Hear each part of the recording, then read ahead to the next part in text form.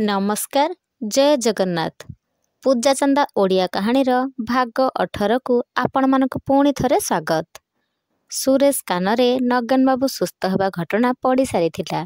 सहजे तो जया और गौरीदेवी उपरे तार राग थिला।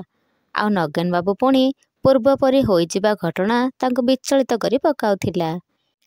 एबे जयार सुरक्षा कवच भावे नगेन बाबू जदि ता पाखापाखी रहिबे ताहाले सुरेशर षड़यंत्र भंड होइजब नाही तो। एई द्वंद्वरे रही ता मुंड गोलमाल होई जाउथिला। कौन करिब कौन नाई किछि बाट दिसु नथिला ताकू। किंतु तार कलुषित चिंताधारा आउ कामना को नियंत्रण करि पार नथिला से। सेई समय रे तार फोन आसिला। एते रातिरे किए फोन करिला भाभी भाभी से फोन उठेला। सेपटरू केही जणे लोक कहिले, सुरेश बाबू आपणक स्त्री आजी से गौरी देवी घर को जाइथिले माँ को दर्शन करिया पाई। आउ तांको घर भितरकू गौरी सह जाई कौन कथा होई बहुत समय पर फेरिले। आपण कहिबा अनुଯାयी मु आपणक काम करिदेली। मु जेति कहिथिली मो एकाउंट को पठेई दब। सुरेश रागरे जर्जरित होई मोबाइल बेड उपरे फोपाड़ी देई गंगा शोइथिबा रूमर कबाट बाड़ेला।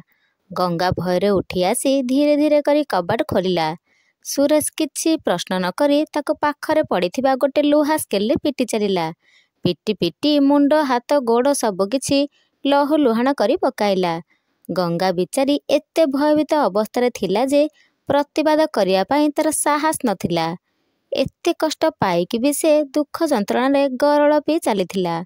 सुरेशर अत्याचार आगे केवल ता हाथ दुईटा जोड़ी जाई छाड़ी देबा पाई नेहुरा हेउथाए। किंतु जेउ मनीष राक्षस ठारू भी हीन से कौन बुझी पारिबो गोटे नारीर मन कथा। सुरेश मन इच्छा बाड़िया पिटा करी ता रूम को जाई सोई पड़िला। किंतु गंगा घर कोणरे बसी आखिरे लुह गड़ाई निजे भाग्य को निदुथिला। आज विजया दशमी माँ को पूजार अंतिम दिवस। 2 दिन भलरे भलरे सब कार्य होइछि। आज भी सेमिति ठीक रे सब हेइजिबो बोली गौरी देवींको विश्वास। किंतु नगेन बाबूको खुशी देखि तांको बेले बेले बहुत भय लागुछि।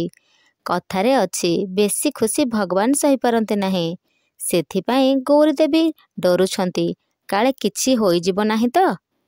रंजन आसीछंती नगेन बाबूको देखिबा पाई। मने मने से बहुत खुशी होछंती। खंडे कला बादल घुंची जाइछि नगेन बाबूको हस खुशीर परिवार उपरु। एबे केवल भय तार सुरेश को। से निश्चय क्षति करिबो किछि ना किछि। सेथिपाई से आगुआ जया को सतर्क करी देई आछंती। किंतु से निजे स्थिर होई बसी पारु नाहांती। जेते हेले भी जया छोट झियो। सुरेश किछि क्षति करिया पाई चेष्टा करिले जया कौन करि पारिबो ताकू प्रतिरोध करी ना आउ कौन। नगेन बाबू एबे एबे सुस्थ होइथिबारु तांको आउ किछि कही तांको मुंड भाराक्रांत करिबा लागि चाहु नाहांती रंजन। नगेन बाबू भी रंजन को देखि आनंदरे कोलाग्रत करिनेले। आउ कहिले, देख रे रंजन तोर ए भाई आजी चला बुला सब करि पारुछि। कथा भी स्पष्ट भाबरे कहि पारुछि। सबु रोग बैराग माँ को आशीषरु कुआडे ताकू छाड़ी चली जाइछि। आउ तोर सबु भल तो। रंजन कहला, हाँ भाई मोर सबु भल। घर भी सबु ठीक ठाक चलीछि। समस्ते खुशी रे शांति रे रहिले मु भी खुशी। तुमे भल होई गलनी या ठारू बड़ खुशी आउ कौन होई पारे। रंजन कथा सुनी नगेन बाबू कहले, हौ हेला हेला आस पूजा पाखकू। आजी कानिका प्रस्तुत करा जाइछि। तू प्रसाद सेवन करी जीवु आउ मौसा माउसीଙ୍କ ପାଇଁ କିଛି ନେଇ ଯିବୁ। रंजन मुंड टंगारे नगेन बाबूଙ୍କ सह चालिला। नगेन बाबू बिछणारू उठिबा परे पूजारे जेमिति प्राण पशिथिला। रंजन प्रसाद सेवन करी सांगरे आउ किछि कानिका आउ पंचामृत धरी घर को फेरिला। द्विप्रहरे समस्ते ग्रामवासी मानक ପାଇଁ भोजनर व्यवस्था करा जाइथिला। अरुआ भात डालमा बिना पियाज रसुण रे गोटे तरकारी आउ खीरी। समस्ते आनंद मनरे पेट पूरा खाई घर को फेरिले।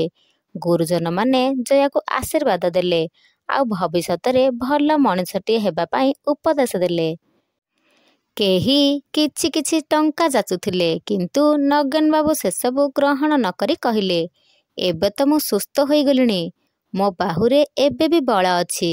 ଦରକାର ପଡ଼ିଲେ ମୁଁ ନିଶ୍ଚୟ ମାଗିବି। ଦଶମୀ ପୂଜାର ଅନ୍ତ ହେବା ପରେ ସମସ୍ତେ ପ୍ରସ୍ତୁତ ହେଲେ ଆସନ୍ତାକାଲିର ମା'ଙ୍କ ବିସର୍ଜନ ପାଇଁ। ସବୁ ବର୍ଷ ଗାଁରୁ ମା ଦୁର୍ଗାଙ୍କର ଗୋଟେ ମୂର୍ତ୍ତି ଯାଏ ବିସର୍ଜନ ପାଇଁ, କିନ୍ତୁ ଏଥର 2ଟା ପ୍ରତିମା ଯିବ।